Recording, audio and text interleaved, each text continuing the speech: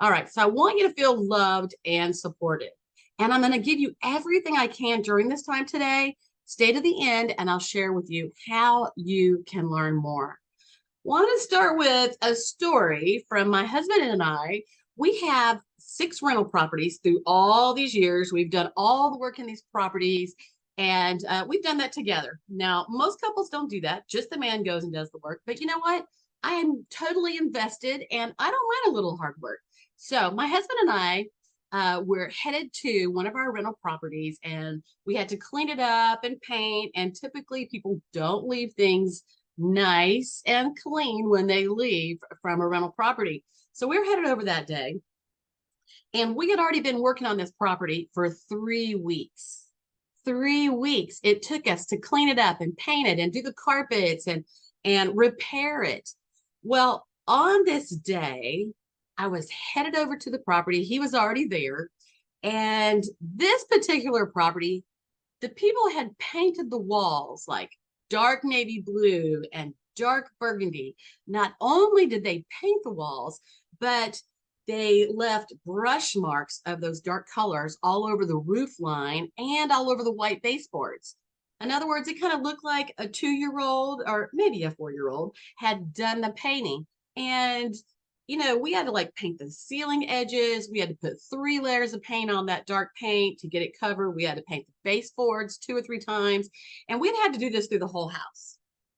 Well, I'm headed over, and I'm kind of excited because we're just about finished. Every day after work, we've been over here. We've been there every weekend working on this house.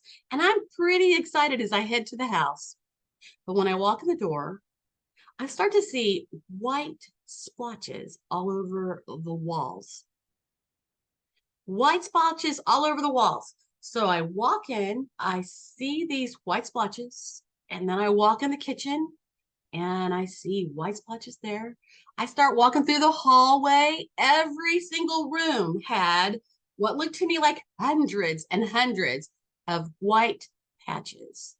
What had happened was probably a couple weeks before, we'd already put a coat or 2 of paint on, and I said, hey, you know what? We probably should have like patched these walls before we continued on. But we hadn't. And so we didn't. And so we just continued painting.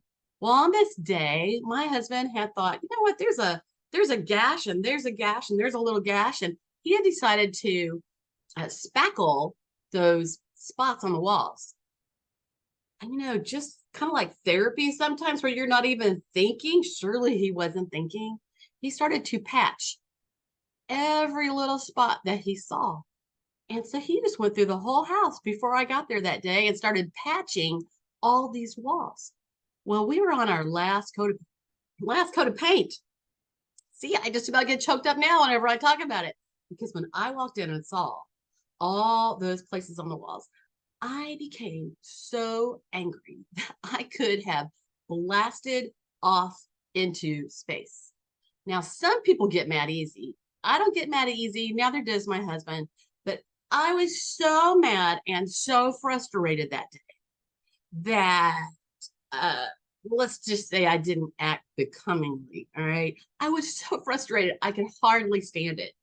It left me feeling disrespected, furious, and yes, exhausted, because we had been working for 3 weeks on this house. I left and I thought, no more help for me today. In fact, I think I'll never come back to this house. But my husband was 11th in our high school class.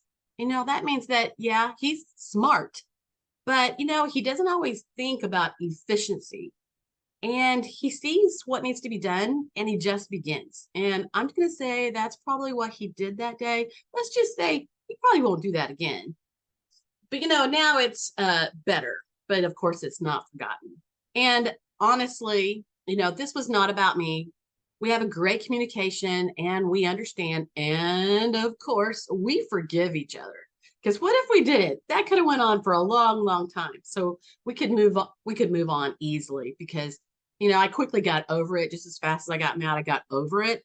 I couldn't believe it, what he had done. And guess what? He said, I am so sorry. Sometimes we're married to somebody who can't say, I'm so sorry when they do something like that. We laugh about it now because I believe you need a lot of humor in marriage. Anybody agree with that? Martha Stewart says getting over those unexpected hurdles may not be exactly enjoyable, but ultimately, I believe that such challenges and the solutions we find give us more confidence. We learn from them, right? They teach us with common sense and determination. We can turn what looks like a disaster into a triumph. And so here I am today, able to use that crazy story. Now, remember today, if you stay with me till the end, you're going to get Resolve Conflict in Your Marriage. It's a little workbook, and you'll be able to just click and download it at the end.